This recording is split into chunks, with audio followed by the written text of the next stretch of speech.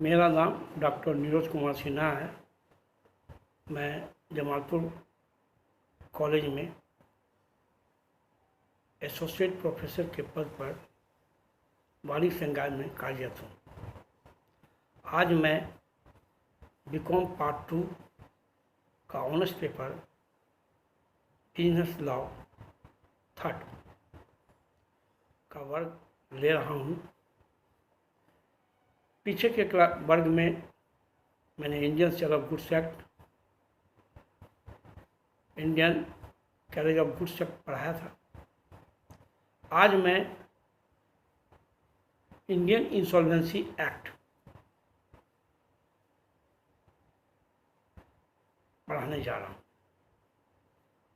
प्रिय छात्रों,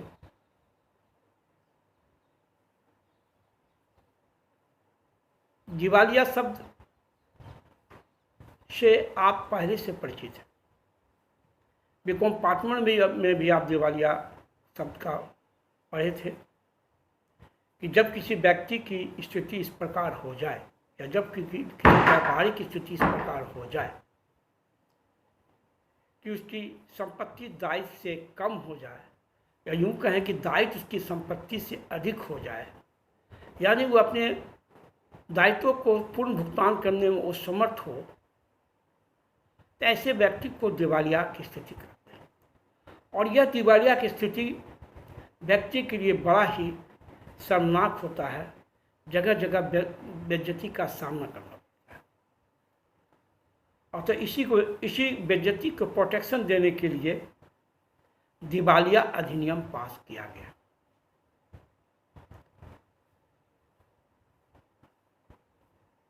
भारत में दिवालिया के 2 अधिनियम पास किए गए। पेशेंसी टाउन्स इंसॉल्वेंसी एक्ट 1909 और प्रांतीय दिवालिया अधिनियम 1920। Presidency town insolvency act Bombay, Chennai और कलकत्ता में लागू होता है। प्रांतीय दिवालिया अधिनियम इन तीनों शहरों को छोड़कर शेष भारत में लागू होता है। तो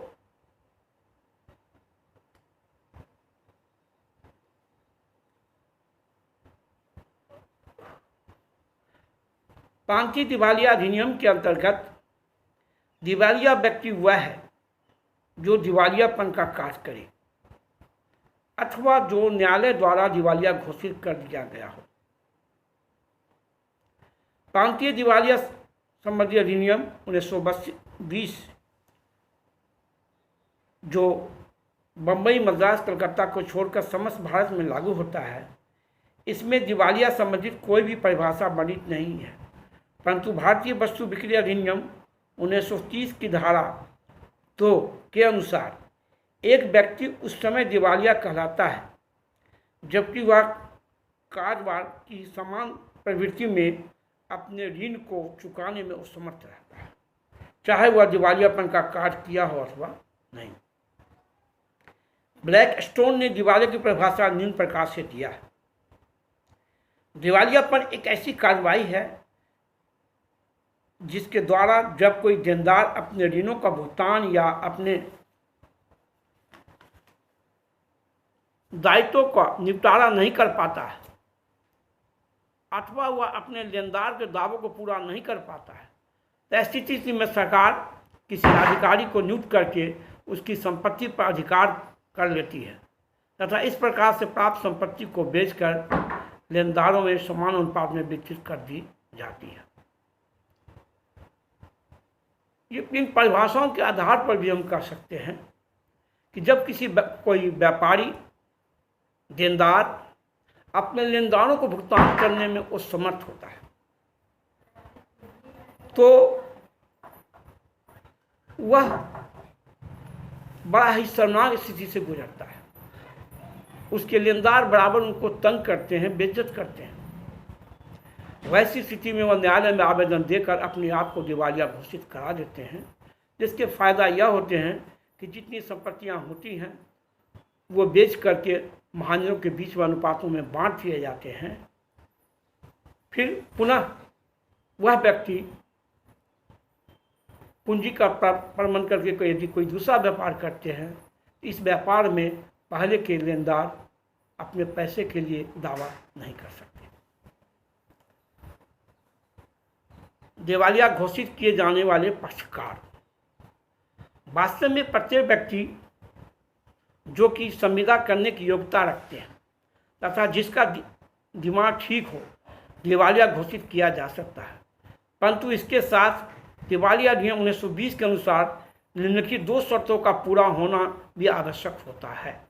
नंबर 1, व्यक्ति ऋणी हो। नंबर 2, उसने दिवालियापन का कोई कार्य किया हो। निम्न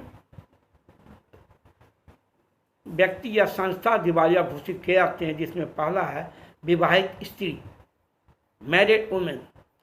हिंदू, पारसी, मुसलमान या यूरोपियन महिला अपने स्त्री धन के लिए अनुबंध कर सकती है, अतः वे सभी विवाहित स्त्रियां अपने पैतृक संपत्ति के लिए लिए गए ऋण के लिए दिवालिया घोषित की जा सकती है। यदि स्त्रियां, विवाहित स्त्री को पैटर्नल संपत्ति है, पैतृक संपत्ति है, और पैतृक संपत्ति को बंधक रख कर वह ऋण लेती है, जिसके भुगतान करने में वो समर्थ हो जाती है, तो ऐसी स्थिति में उनको दिवालिया घोषित किया जा सकता है, ताकि उनके पैटर्नल एसेट से, पैतृक संपत्ति से महाजनों को ऋणों का भुगतान किया जा सके। दूसरा है ओबेस्ट माइनर। भारत में कोई भी ओबेस्ट अनुबंध करने के योग्य न होने के कारण कभी व्यक्तिगत रूप से उत्तरदायी नहीं होता है, अतः ओबेस्ट को दिवालिया घोषित नहीं किया जा सकता, किंतु ओबेस्ट जीवन यापन के आवश्यक वस्तुओं के लिए गए ऋण तथा न्यायालय द्वारा निर्णित ऋण के लिए दिवालिया घोषित किया जाता है, किंतु इस विषय पर न्यायाधीशों में एक मत नहीं है। ओबेस्ट दिवालिया घोषित नहीं किए जा सकते, परंतु यदि उधार लिए गए हों, ओबेस्ट के जीवन यापन की आवश्यक वस्तुएं के लिए उधार लिए गए हैं और उनके महाजन हैं, तो ऐसी स्थिति में उन्हें दिवालिया घोषित कर उनके ऋणों का भुगतान किया जा सकता है।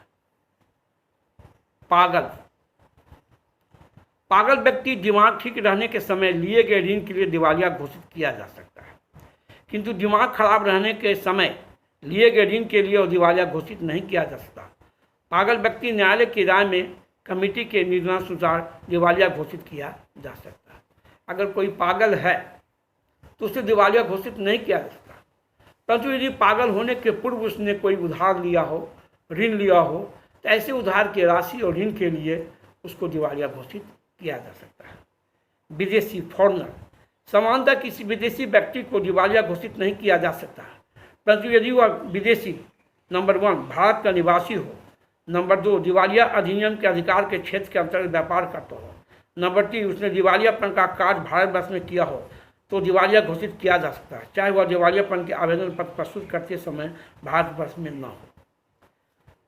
Company number 4 company. संयुक्त पूंजी वाली कंपनी दिवालिया कानून के अंतर्गत दिवालिया घोषित नहीं की जा सकती, किंतु भारतीय अधिनियम 1956 के अनुसार यह समाप्त की जा सकती है। यानी कंपनी दिवालिया तो घोषित नहीं किए जा सकते, परंतु ये समाप्त किया जा सकते हैं और इनके संपत्तियों को बेच करके, जिसको बेचने के लिए एक निस्तारक बहाल होते हैं, लिक्विडेटर बहाल होते हैं, और संपत्तियों को बेच के महाजनों के बीच में बंटवारा किया जा सकता है। मृतक व्यक्ति।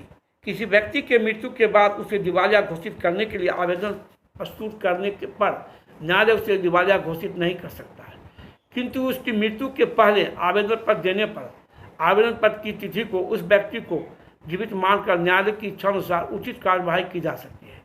इस प्रकार मृत व्यक्ति की संपत्ति पर दिवालिया संबंधी न्यायालय को अधिकार प्राप्त होता है।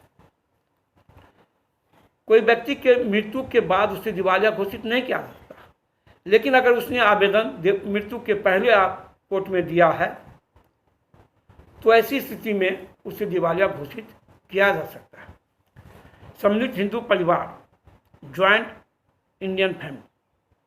जब कोई हिंदू परिवार का सदस्य किसी संयुक्त ऋण के लिए संयुक्त रूप से तथा व्यक्तिगत रूप से उत्तरदायी हो तो ऋणदाता द्वारा न्यायालय में आवेदन करने पर उन्हें दिवालिया घोषित किया जाता है।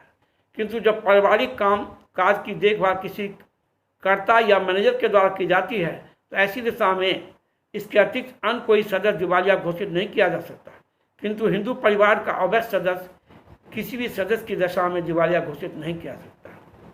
साझेदार पार्टनर, यदि उन्होंने अथवा फर्म में दिवालियापन का कोई कार्य किया हो तो एक अथवा अधिक साझेदार को दिवालिया घोषित किया जा सकता है। इंग्लैंड में फर्म के नाम से दिवालिया घोषित किया जा सकता है और केवल अवैध साझेदार ही दिवालिया घोषित किया जा सकते हैं। वैधानिक उत्तराधिकारी, जब पिता की मृत्यु के बाद उसका पुत्र उसकी संपत्ति का उत्तराधिकारी होता है तो वह मूल मृत व्यक्ति के लिए उस सीमा तक दायित्व होता है जो उसने संपत्ति के रूप में प्राप्त किया है। किसी मृतक का वैधानिक उत्तराधिकार मृतक ऋणी के ऋण के भुगतान के लिए उत्तरदायी नहीं होता। कोई आदमी को पिता के मरने के बाद संपत्ति मिलती है तो जितने मूल की उसकी संपत्ति मिली उस मूल तक के ऋण तक का पिता के ऋण के देने के लिए वह दायी होता है। उतनी राशि तक के लिए दिवालिया घोषित किया जा सकता है। अब दिवालियापन के कार्य, दिवालियापन के कार्य निम्नलिखित हैं। कोई भी व्यक्ति निम्नलिखित अवस्थाओं में ही दिवालिया घोषित किया जा सकता है। नंबर 1, जब वह ऋणी हो। नंबर 2, जब वह ऋण का भुगतान नहीं कर सकता है। नंबर 3, जब वह दिवालिया संबंधी न्यायालय के अधिकार क्षेत्र के अंतर्गत व्यापार करता हो या करता रहता हो। नंबर 4, जब ऐसा कार्य करे कि जिससे उसके दिवालिया होने की बात स्पष्ट हो। धारा 6 के अनुसार किसी व्यक्ति के निम्नलिखित कार्यों को दिवालिया कार्य कहते हैं। 1, नंबर 1, संपत्ति के तृतीय पक्षकार का हस्तांतरण। धारा 6(1) के अनुसार जब साधारणतः वह व्यक्ति अपनी संपूर्ण अधिकांश संपत्ति का हस्तांतरण भारत में या किसी दूसरे जगह किसी तीसरे पक्षकार को ऋणदाताओं के लाभ के लिए कर दे। नंबर 2, धारा 6(b) के अनुसार जब वह भारत में या किसी दूसरे जगह अपनी संपत्ति अथवा उसके कुछ हिस्से को लेनदारों को पराजित करने या विलंब करने के उद्देश्य से किसी तीसरे पक्षकार को सुपुर्द कर दे। नंबर 3, धारा 6(c) के अनुसार जब वह भारत में या किसी अन्य जगह अपनी संपत्ति को या उसके कुछ हिस्से को इस प्रकार सुपुर्द कर दे कि यदि वह दिवालिया घोषित किया गया हो तो इस नियम के अनुसार वह या उस समय लागू होने वाले किसी दूसरे नियम के अनुसार वह कपटपूर्ण प्राथमिकता होने के कारण व्यर्थ होता है। Thank you.